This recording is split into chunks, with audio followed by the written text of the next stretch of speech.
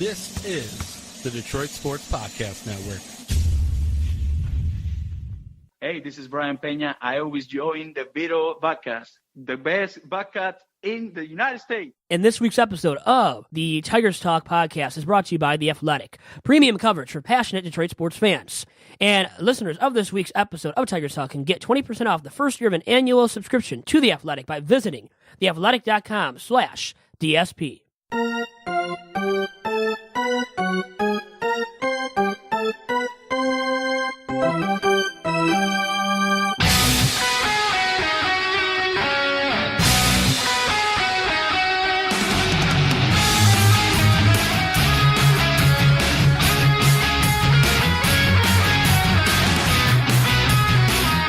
And welcome to the freshest, the latest edition of Tigers Talk with Chirco and Company. I am your host, Vito Geronimo Chirco, along to my usual sidekick and broadcast partner and fun. That is Doc from DocNJock, John Charles Macaroon, who's back in the studio after a week off while on vacation in Florida. John, how are you doing? Vito, thank you so much for the work that you did while I was away, headache-free. Thanks to Joey Yashinsky and the other guests that you brought in for the week of podcasting, Isaiah Hull. It was interesting to get your take on the Tigers, discussing tanking and things like that. But now that another week has passed, the Tigers seem to be able to go out there and destroy competition that's obviously weaker than them. And sitting here today, 9 wins, 11 losses. People are debating back and forth how much credit or merit do they give the Detroit Tigers based on the week that was for them. But now another test. 13 of the next 16 games are going to be played on the road. But like we said when we were last together, if they play 500 ball, at least it's entertaining. But at the same time, people are also discussing, well, okay, it's great to be competitive, but how are you going to build talent if you're drafting 7th as opposed to maybe if you are a really an awful team and drafting 1st? But all in all, it's a net positive to see the Tigers playing well right now. Well, playing with fight, with spirit. And you know what? In the Major League Baseball amateur draft, too, it's not as important to get the number 1 or number 2 overall pick. So getting the 7th or 8th overall selection isn't too bad. And you know what? 9 and 11, and it's because of the Tigers beating up on under 500 ball clubs. 9 and 3, right, against under 500 ball clubs. 0 and 8 against everybody above 500. So that tells you what the Tigers really are made of this season, even though they are a third-place club as of right now at 9 and 11. And their Pythagorean record is 10 and 10. Meaning they've scored more runs than runs allowed, or it's an indication of that they've done all right and better than really what their record advertises at 9 and 11. Okay, so basically, based on how they're playing, they could be a 10 and 10 team. But yeah, it's a situation in which the Tigers are going out there and they're competing. And some sabermetric numbers that people are looking at have been very entertaining as well, in that they're not striking out as much. They're moving along on the base paths pretty effectively, and they're playing a decent brand of baseball. They're competing, and that's what people like, and that's what will put some butts in the seats. And so are you okay with them if they stick around 500 ball and maybe, are maybe the 6th worst team? Or do you say to yourself, well, it might also be in the best interest if they were to bottom out? But some people have looked at it and go, whoa, this schedule coming up, when you see who they're playing on the road, some tougher opponents, it's likely they're going to lose anyway based on what they got. The season will get tougher for the Tigers because the matchups will definitely get tougher. So as they play more and more of the 500 to above 500 ball clubs, the Tigers will lose more and more games on a consistent basis. Now, this week, specifically, 3 on the road against the Pirates and 3 on the road against the Orioles. Not as tough of competition for the Tigers, so they still might do all right this week and look all right as a ball club and go, let's say 500 on this road trip before they return home next Monday. But the thing is, overall-wise, as the season picks up, the teams get bigger and better and tougher to play for the Tigers. And the matchups, I think, will be indicative of that. And you will see that these teams will have their way with the Tigers more and more as the season goes along. And the Tigers will dip to below 500, more and more games below 500. They already are below 500, obviously, but more and more below 500. I think the Tigers will trend in that direction as the season does progress, and that's a good thing for these fans, you and I at least, Doc, that want to see the Tigers lose more than they win, because we want to see them accumulate a really nice high draft pick in next year's Major League Baseball amateur draft as well. Okay, and so when you look at some of the players, some players have kind of impressed really early in the season. Some have kind of regressed. Some have, when you look at probably the obvious weakness on the team, the bullpen, you're starting to basically say, okay, they're on the team, but you know that their contributions are going to be up and down, inconsistent. Let's start with JaCoby Jones. do you think he's going to keep up the level of success that he has early in the season? Because, you know, the big question mark on him is, okay, they can find a spot for him in the outfield, a spot for him to participate on this roster if he can hit consistently. And the week that he had was pretty good. Some key hits, home runs, things like that, walk-offs. And if he can contribute like that, it'll make the decision to sit him down very challenging. What did you make of JaCoby Jones' last 10 days? Well, he's hitting for extra base power, which is nice to see. So his OPS is high. He's got all that going for him. He can play in the field, play very adequate D and left field, can get to even more balls, I think, than Mikie Mahtook. The thing is with JaCoby, is he going to have the plate discipline enough to cut down on the Ks and to keep progressing as a major league hitter that also hits for pop? Can he do all of that and hit for some average as well? You know, not look too darn lackluster when it comes to batting average, just, you know, hitting for contact at the plate. If those things all come to fruition for JaCoby Jones this year, you will be able to say that he's made progress and, you know, might be the Tigers starting left fielder the rest of this season, which means Mikie Mahtook, who's getting some work right now in AAA Toledo after struggling to start out the season in only 9 games played, an extremely small sample size for Mikie Mahtook. But still, Jones has taken his limelight, all the shine, all of Mikie Mahtook's thunder right now.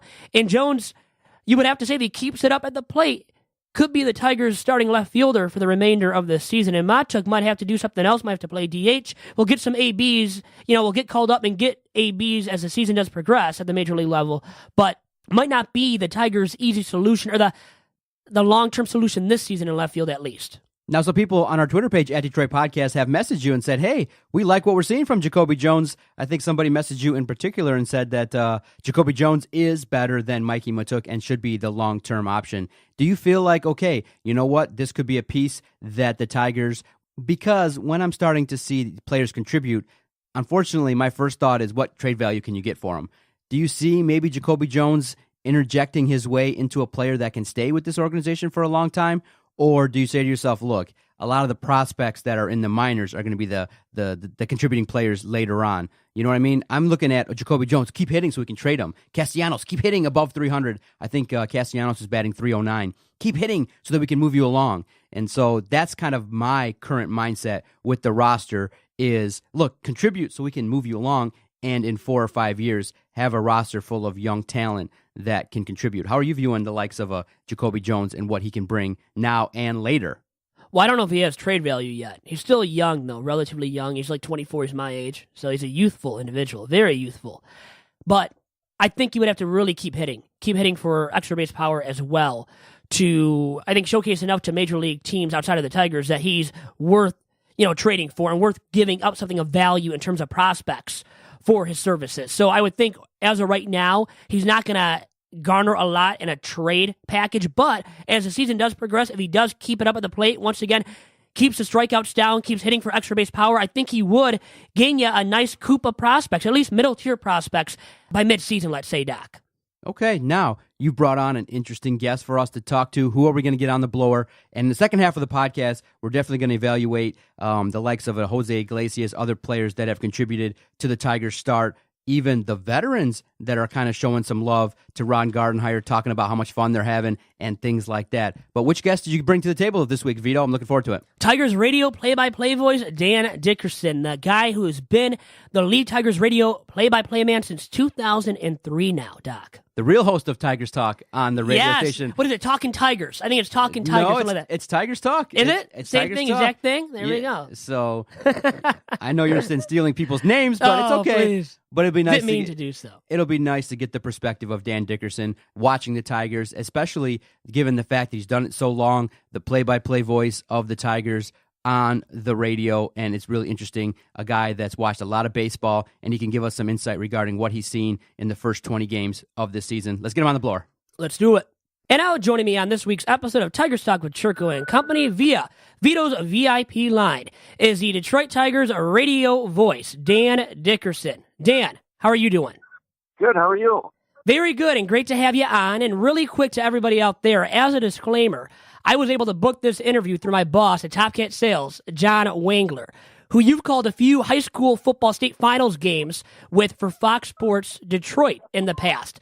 So I've got to ask you, Dan, what is it like calling a game with the former U of M Rose Bowl winning quarterback? John and I go way back, way back. Our firstborns were right around the same time. We actually shared the same daycare back in Royal Oak many years ago, back in the 90s. And it really was, it's just been so fun. We've been calling games together on and off, but mostly every year for, about 20 years now. So it's been a lot of fun. He's really good. As you know, he just knows the game, and it's fun to call a game with somebody who can give you insight into what's going on the field. Absolutely. He's a great guy, too, and I'm not just saying it because he's my boss. But anyway, he is. He's a great dude. Moving on now to the Detroit Tigers, who stand at 9-11 through 20 games. Now, their Pythagorean record says that they should be 10-10, so they're about where they should be at through 20 games. What is your evaluation of where the Tigers stand at right now as a ball club? I think there are a couple of things that, the biggest questions for me going in were the bullpen. I thought the rotation actually be pretty solid. I had questions about the lineup after you got past the top 5 spots, and I was assuming that Miguel and Vimar would hit again.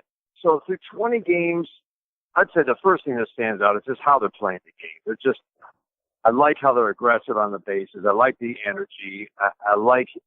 Overall, outside of a couple of games, the defense has been rock solid.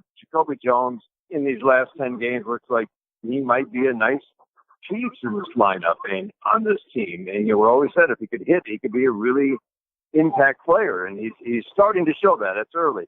But I just like the way they're playing. I like the way they run the bases. JaCoby Jones went first to third on a ground ball to shortstop one game. Other guys are just looking heads up as they round first. James McCann, stretching a single into a double the other day. And most years we wouldn't see him or anybody else of his equivalent speed do that. And we're seeing that a lot. So I think that stands out. That's a style of play that Ron Gardenhire wants. He wants these guys looking for opportunities. They're stealing bases on guys who don't allow steals because they're paying attention. You got Ramon Santiago over there, but it's not just Ramon Santiago with the stopwatch. It's all the work that goes into it before the game ever starts. So that to me has really stood out. And these guys are feeding off each other, and I love it.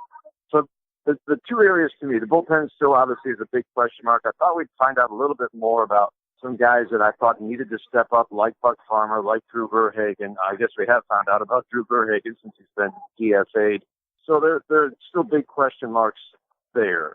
The offense to me is a pleasant surprise because already we've seen 9 times in 20 games they've scored 6 runs or more. And I think that's a good sign. When an offense can score 10, 12, 13 runs, and even if it's been sporadic and it's been up and down, I think the weather's part of that. I think it's a very good sign for an offense that you can score runs in bunches. So to me, that's a hopeful early sign because the bottom part of the order has been produced. And like you said, Dan, already, JaCoby Jones has been a huge bright spot.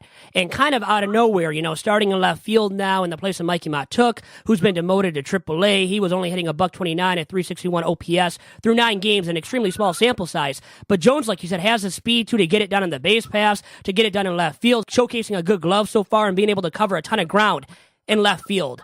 My question for you, though, regarding JaCoby is, do you think he'll keep it up the rest of the way and specifically at the plate? Well, the minor league track record would suggest, it's going to be a battle at the major league level. He never really put up big numbers in the minor leagues. The reason I believe the answer is yes, and I've always argued, not always, but I said that, if he can hit along the lines of, say, Kevin Pillar, I think by all accounts, we haven't seen it enough to know, but those who watch him in the minor leagues say he can be top 3 center fielder in the American League. Kevin Pillar is a guy who's a below-average hitter who can hit with some power, but he plays superb center field, and he's an impact player. That, to me, is kind of what I would look for in JaCoby Jones. Hit enough. What is that, 240 to 260 with some extra base and occasional home run power, steal a base? Yeah, I think he can do that. And then I think his defense, already he just looks like a he looks like a racehorse that's just being, held back in left field. It's like he's just so disappointed when he gets a routine fly ball. It kind of comes in and hops and makes the catch, but he wants to show his stuff in center field. And he'll get a chance to do that, but that's where he'll make the biggest impact. Yeah, he wants center field, and I believe, too, that he can cover all that spacious ground out there in center field at Comerica Park. And back to the guy who originally was the starting left fielder, Mikie Mahtook. What do you expect his role to be with the Major League club once he returns to the Bigs? Good question. They pulled the trigger pretty quick on him, but I think they've been watching it all spring, and they just figured he just needs to get that swing back. He wasn't going to find it at the Major League level. And we saw too much good out of Mikie Mahtook.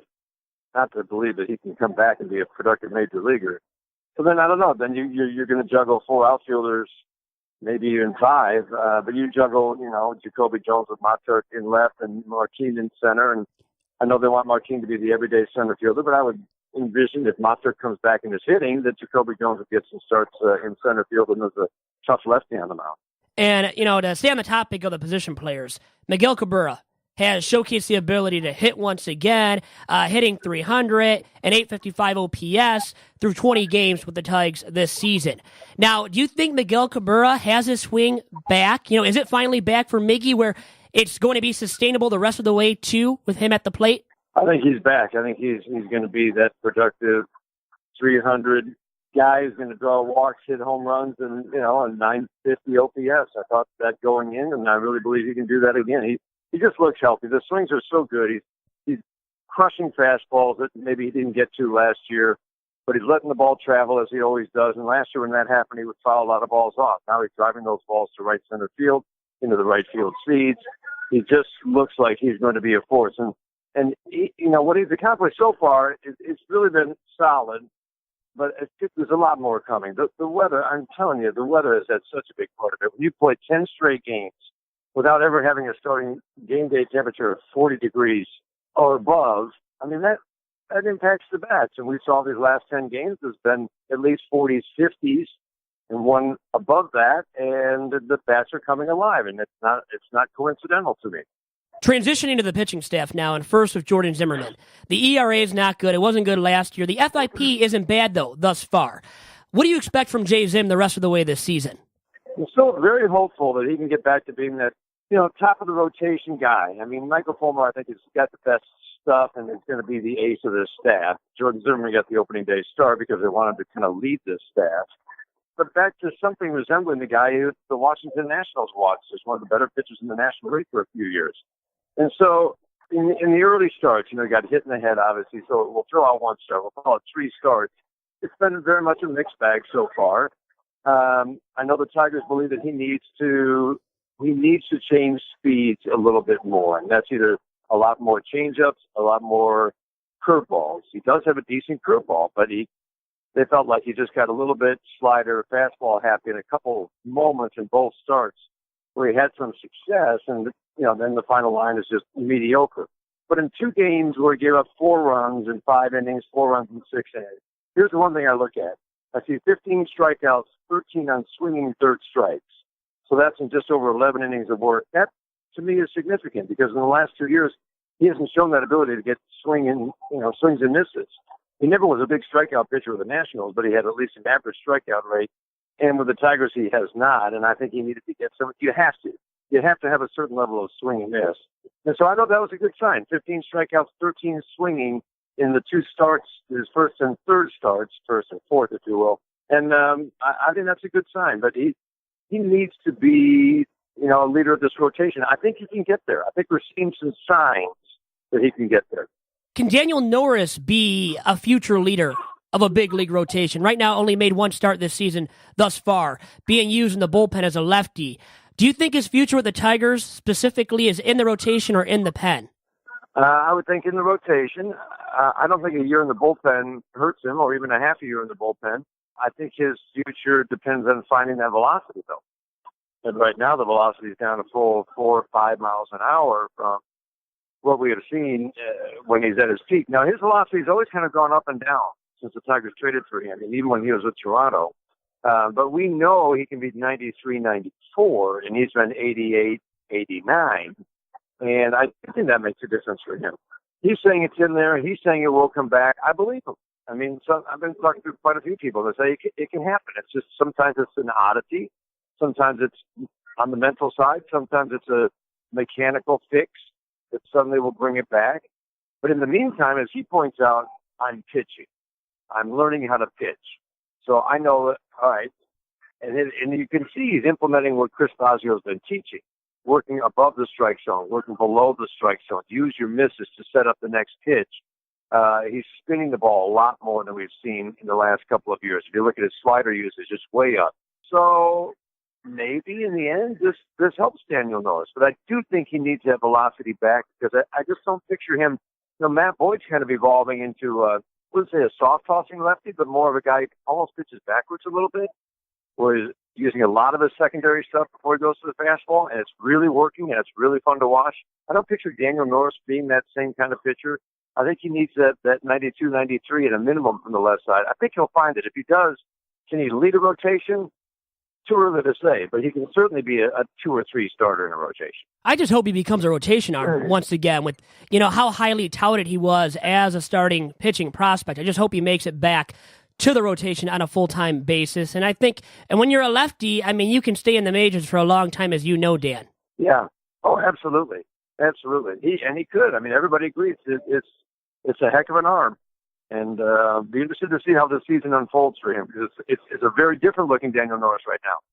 Dan Dickerson on this week's episode of Tigers Talk via Vito's VIP line. And Dan, so you are the radio play-by-play man for the Tigers, but you've done some TV work on Fox Sports Detroit and calling Tigers games, specifically in the past as well on FSD. So I've got to ask you, what's the difference between calling games on TV and then calling games on radio, and specifically baseball games? Yeah, it's just a bigger production on the TV side, meaning you've got a lot of people involved. And really, the way I look at it, I've always been used to just doing my own thing. Whatever I want to look up, whatever I want to talk about, it's all on radio. It's all up to me. So on TV, it's a lot of people with a say, but ideas. And somebody said, just think of it. They're all trying to make you look good. So it's a very different thing, but you feel like you're just part of a bigger team. There are a lot of good people. The Fox is just, they've just got a great team of people, from the people who are shooting the game to the people who are directing the game, producing the game. Their stats guy is terrific. So it's just, you're listening to a lot of people bringing ideas, and that's a good thing, right? You got different eyes taking different approaches, different thoughts about how you want to call the game. I think the difference in television is you got to make sure you're working some elements in terms of, if you build things, you have to build things ahead of time if you want to illustrate a certain hitter and what he's doing, or a pitcher, or a defensive, or a play that was or wasn't made. So you want to get those elements in. You're not going to get them all in, but they have to be built ahead of time. Whereas in radio, you can just, I'm sitting in Starbucks right now just looking up things. I like to read. I like to figure out what I might be talking about tonight. I probably won't use 90% of what I'm working on right now, but it might come up later, or there might come a moment where I'm like, oh, I can add this because I looked this up. So it's a very different feel. And in TV, I think you're making sure the analyst is analyzing what's going on, and you're not as descriptive. And I miss that part of it when I call baseball games. I like to describe. I like to try to paint a picture on radio. It's a challenge, and I like the challenge, and I like doing it. So, Dan, I'm jealous of you because you have the luxury of being in the broadcast booth alongside legendary Tigers radio play-by-play man Ernie Harwell for 3 seasons. And with all that being said, I wanted to ask you about Ernie, and what's the greatest story that you can tell my listeners and I about Ernie right now? Oh, there are many. I always said, as nice as you think he is, he's even nicer in person. Truly, there's just so many moments along the way where he would meet somebody, and it's amazing how they'd be starstruck, and he'd just immediately make them feel at ease by, what do you do? Where are you from? And just immediately get to know them, and then they're talking about their lives. And that was just a gift that he had, and I think that's why, as listeners, we connected with him so easily over so many decades. I always go back to the last day at Tiger Stadium. In terms of but this is what he did for people. He would listen to tapes back then of young broadcasters all the time. They would send him tapes, and he would listen to them and call them and give them feedback, whoever they were. But for me, I had never called a baseball game other than practice at Tiger Stadium. And I'd actually done a lot of practice and finally called him one day. I didn't really know Ernie, but I guess we all felt like we knew him. I remember calling him and saying, would you be willing to listen to my tape? He said, sure, come over to my house. So he did. He invited me over to his house, and we listened to the tape, and it wasn't just, oh, this is fine, you'll do well. It's like, okay, the ball's not down low, it's just low. One less word, but every word counts in radio. A little thing like that. Always work off your scorecard. So use blue and red ink when you're keeping score, and everything that happens where somebody reaches base is in red. And now you can quickly look back on your scorecard and see where the runners are bunched or not bunched. on your scorecard because you're always working off your scorecard to keep people updated. You can never get the score enough. But then in that last game at Tiger Stadium in 1999, I was doing pre and post game with Steve Courtney on WJR, and that was going to be a full day of, it was 6 a.m. to night coverage on WJR. It was a 4 o'clock game, which was absolutely perfect for the last game. And they asked me if I wanted to sit in with Ernie the last 3 innings about 2 weeks before the game. And I said, sure, because I said Jim Price will be leaving for the post-game ceremony and he has to go get ready and you can just sit in with Ernie. I'm like, great. I'll just sit and watch from the best vantage point in the whole ballpark. And so while Jim was calling the 5th inning, Ernie, I was in the booth because I wanted to listen to what they said and make sure I wasn't repeating things when I got on with Ernie, although I wasn't really planning on saying a whole lot. I don't blame you. I don't blame you at all. So he stands up while Jim is doing his play-by-play. He says, so what's the plan here? And I said, well, I guess I'm joining you in the 7th inning and staying out of your way until the end of the game. He said, you want to do an inning? And I'm like, no, it's your last game at Tiger Stadium. He said, no, do you want to do an inning? Well, I'd actually prepared to do play-by-play because I thought I was going to do an inning, the 6th inning, but then it turned out Jim was going to stay through the 6th. So I said, okay, I wasn't going to say no twice. He's offering it to me twice. I said, sure. He said, okay, here's the plan. I'll come back and I'll do the top of the 7th. Then I'll introduce you, and you do the bottom of the 7th and the top of the 8th. The last game at Tiger Stadium. One of the biggest days in baseball history in terms of the significance historically, and he's giving me an inning of play-by-play. And if you remember, when Ernie called games, there wasn't a lot of interaction with his partner, whether it was Ray Lane, Paul Carey, Jim Price. He would get up and actually kind of wander around. He'd go up to the press box sometimes at Tiger Stadium. But with me, he's doing everything he can to make me look good. Folks, listen to the Major League debut of Dan Dickerson. Dan, when was your first game here at Tiger Stadium? And so, and it was really nice. And it put me at ease, of course. I was ready, so I felt good about the play-by-play. But that one inning, I did the bottom of the 7th, top of the 8th, and then he took the bottom of the 8th, top of the 9th. The scene was just amazing. I don't know if you were there, but the flash bulbs going off over and over and over and over, and the roar of the crowd, it was unbelievable. And he gave me an inning, and that helped. I don't think any question that helped get me into the booth the next year as his middle innings guy. They were going to add somebody, and they told me that it might be me, but it might not. I didn't have any baseball experience. And I think that helped. I don't think there's any question about it. So you'll never forget that last game at Tiger Stadium. A lot of us fans will never forget it, but for you and that iconic experience, one-of-a-kind experience there. Yeah. Well, definitely. Great stuff from you, Dan. Thanks for joining us on this week's episode of Tigers Talk, and enjoy your coffee at Starbucks, all right? That's some good coffee there. You have a good one. I'll talk to you. Great talking to you. Thank you.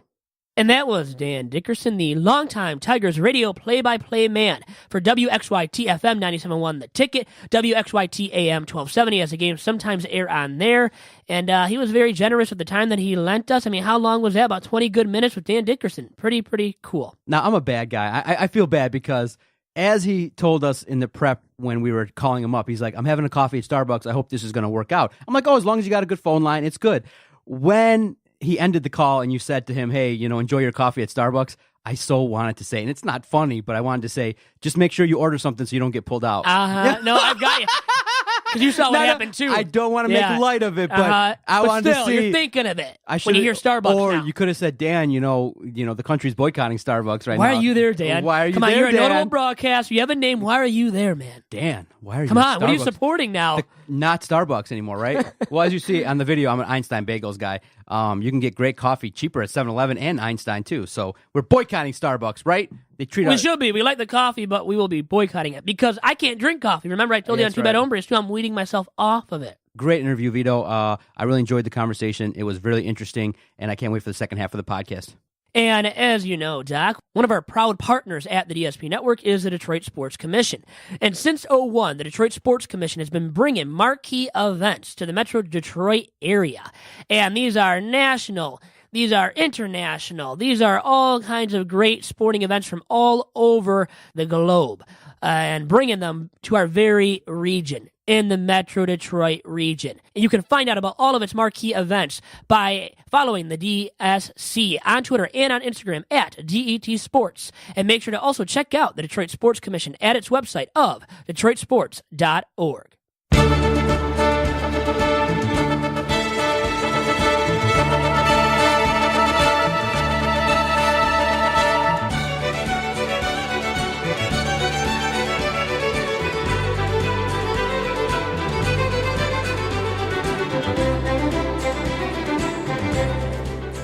And back here on Tigers Talk with Chirco and Company, we have a few more players to talk about and kind of to dive into a few guys that have had some issues at the plate. Now, one guy specifically to start off with is Jose Iglesias, the Tigers' starting shortstop, who has not looked like starting material at the plate whatsoever thus far, Doc. All right, Vito, tell us what is your primary complaint regarding Jose Iglesias and some of his struggles batting? He's bailing himself out. He's getting out way too early in counts, and he's a guy that can walk, has a good eye, been known to have a good eye, but he's swinging at pitches and swinging right through fastballs, and then when he's like making contact, he's popping out left and right and like getting himself out in way too many ABs. Okay, so you're seeing a situation where Jose Iglesias right now is struggling a little bit. Yeah. How much stock do you take in early struggles? Because people will always say when you start now breaking down the Tigers 20 games in, it's a long season. Is 20 games a decent enough sample size to kind of alert you regarding his struggles? Because people will always say, it's early. Even talking about the record, 9-11, it kind of shows you a little bit when you've played 4 and 5 series, home and away, you're starting to see what this team can do. And you're starting to see that, yes, versus weaker opponents, this Tigers team can compete. And now we're going to get a chance this next go-around to see what they do since they've been playing a little bit better brand of baseball, what they can do with better hitting against better opponents. But it's looking like maybe this team could be 9 to 10 games under 500 or maybe even around it should they get on some streaks. And the thing that I think people are starting to notice is the team might be a little bit inconsistent. They're not going to play like, 400 baseball. They're going to win 3 games, probably lose 3 games. They're going to be up and down throughout the whole course of the season. And I kind of feel the same way with Jose Iglesias. I feel like he'll get into, and similar to what we've seen in the previous couple of years, he gets into these streaks where he hits the ball, makes good contact, drives runs in. But overall, I think he is just around, a 240 hitter? He's not he overall had a 300 season back in 2013 with the Tigers when he first came over to Motown from the Bo Sox. So since then, his batting average has dipped significantly at times too. So he's not a great major league hitter, never has been known to be a great major league hitter, can't hit for power to save his life, but you don't need that out of a shortstop, but you need better than what he has produced thus far this season. Let me give him credit. He's a career 267 hitter. Because he had that 300 season, right? What was it in 2013, Doc? You're looking at it right now. What was his stat line, his batting average there? 2013, yes. Yeah, he had a decent season, 300. Yeah, so there you go. That's why his batting average career-wise is 267, or it wouldn't be. Yeah, Vito, in 2013, looking at his combined numbers with the Red Sox and the Detroit Tigers, he batted 330 with the Red Sox, and then when he came to the Tigers, batted 259. But in 2015 with the Tigers, he finished the year exactly on the 300 dot. There we go. So he's had some seasons, but look at the last 3, though. It's dipped significantly. 255 in 2016, 255 in 2017, and right now batting an underwhelming 194. And his OPS is 585, is that true? Mm-hmm. OPS right now is 534. 534, so below 600. You're not even minor league good. I've talked about this regarding other guys like Mikie Mahtook. His OPS, 361, not to harp on him once again, but he has to improve to get back to the majors to sustain just a major league roster spot. Jose Iglesias realistically should not be the starting shortstop for the Tigers. Should not be every single day. The problem is with the Tigers, they don't have a solution, right? An alternative solution to Jose Iglesias at short, with Dixon Machado already having to play second base on a regular basis, and he's not killing the baseball. But he's hit for extra base power more than Jose Iglesias. Like, Iglesias has no kind of extra base power in his bat. His extra base power, if he ever had, has been zapped from him completely. And I don't see him turning it around when it comes to extra base power. Machado's had some line drives, some sharp hits to the outfield and everything, and he's shown some gap power. So he's got some extra base pop in his bat, at least much more than Jose Iglesias at this point. And I trust Dixon Machado more at the plate right now than Jose Iglesias big time. And not just because of their stats, because I know Machado's hit better than Iglesias has thus far. And I think at this point, based on what Iglesias has done the past 2-3 seasons now at the plate with limited and lackluster power, limited lackluster batting average, hitting for contact ability, I would have to say that the guy to trust moving forward this season specifically is Dixon Machado over Jose Iglesias. Dixon Machado with the walk-off. I mean, he's showcased the ability to hit for power like that right there. I mean, a hit for line drives to the gaps in the outfield. So you got to give him some credit. He's not a great hitter, probably will never be a great major league hitter, but he's showcased some ability to hit for some pop and to be a little bit sexy, let's say, because extra base power is sexy. So he has been a little bit of that at the plate thus far with the Tigers. All right, Vito, before we get out of here, let's preview the series versus the Pittsburgh Pirates. They're going to be on the road. Right now, it looks like there's going to be a limited bench for the Detroit Tigers. It's going to be something of a little bit of a struggle, maybe. The Pirates did do some damage against the Detroit Tigers earlier this year when the Tigers started the season. But a factor we can count on maybe is that Miguel Cabrera could help the Tigers overcome some bench options. You'll talk about why the bench might be a little bit limited. But is it time, based on what you've seen, to kind of go, wait a minute, Miguel Cabrera might be back. He's hitting the ball for contact, looking like he's having a lot of fun. And remember, this is one of the premier hitters in all of baseball. He can single-handedly carry a team. You get a guy on base, and he's popping the ball all over the place. He drives in runs. It helps with the enthusiasm. And I think one of the questions that people had was, are the veterans going to buy into this? And everybody, by all accounts, I don't know if it's just marketing or if it's just a narrative, but everybody's talking about fun. You know, let's have some fun with this. There's no expectation, no pressure. Let's go out there and have fun and do some things. And if Miguel Cabrera is having fun and he's rejuvenated by a bunch of young cats trying to make it in the major leagues, he could single-handedly do some things for the Tigers against Pittsburgh and other opponents on the road in the next stretch of games. Well, you know what? I want to have some fun tonight, but it might not consist of watching the Tigers. My fun might be a little bit different than watching the Tigers right now. But the Tigers at least have put out there pretty much an entertaining product day in, day out because they've been competitive. They're competing. They're showing fire. They're showing spirit. So you've got to give them credit for that. And maybe that's because of their new skipper, Ron Gardenhire, who had the experience with the Twins, kept his teams fairly competitive until the very end when they just tailed off completely. And that was because of a void of talent, hugely, from their ball club. Now, this year's Tigers roster isn't as bad as the Royals or White Sox, but it could be worse. Could be worse off right now. But I think you have to credit Ron Gardenhire with where the Tigers stand right now as being a competitive, fairly competitive ball club day in, day out, no matter who they're playing against. And we've seen them have the lackluster games where they've been blown out against the better teams like the Indians. But against the teams they should be beating, should be competitive against, they have been. Even on Sunday, losing to the KC Royals, right? It was, 8-5? They lost the game, but they were competitive. Now, they blew a lead. They blew a game that they should have won, but still, at this point, you just hope they stay close in games. And against the big boys, as they start playing more and more of the big boys, as in the above 500 ball clubs, too, you just hope they show some fight, that they stay in these games until the bitter end. You don't want to see them getting blown out. No matter if they're bad or not, I don't want to see them getting blown out as a Tigers fan at heart. And against the Pirates, this is a beatable team even on the road. Now, the Pirates might have the upper hand, be a little bit better. And Jordan Zimmermann's going tonight, the night of this recording, so might not be a beautiful game to watch with him on the mound. But his FIP, his fielding independent pitching mark, has been much better than his earned run average thus far. His ERA is above 7, I believe, like 7.71. His FIP is close to 4, meaning he's been a quality starting arm thus far this season. If he stays around that with his FIP, you can say that J. Zim has improved compared to last year. Vito, what's going on with the Tigers bench? It appears, in what I've read on the interwebs, what's going on with the Tigers bench? Why does it appear to be limited? On the interwebs, I like that.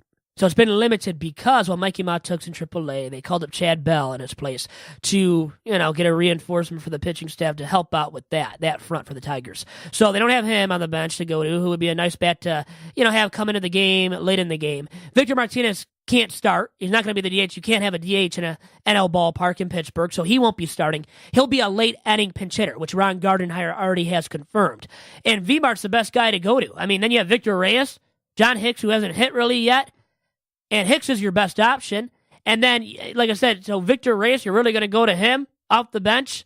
No, thank you. How about Nico Goodrum? Are you going to really go to him off the bench? No, thank you on him as well. Maybe thank you a little bit on John Hicks, but still, Hicks at this point, you can't say that he's going to go in there and just hit a home run automatically. I don't think he's showcased that yet, and he's not that batter that has the track record of being this great, just major league hitter, besides for last season when he showed some promise. V-Mart's your best go-to bench guy by far, but guess what? He can't play anyway. He's not going to be put in at catcher. He's not a catcher anymore. They're not going to put him at first base at 39 years old either. He's not the guy you want to play on the diamond.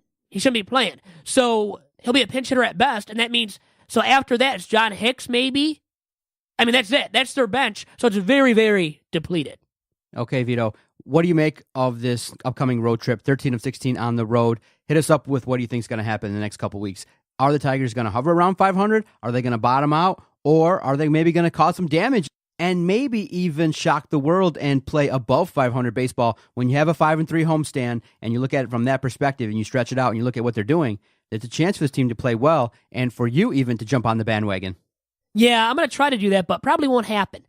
Anyways, 3 on the road against Pittsburgh, 3 on the road against Baltimore, 2 winnable series, 2 series in which you can go 500 in totality on the road. So 3-3, they could go 3-3 on the 6-game road trip. Why can't they?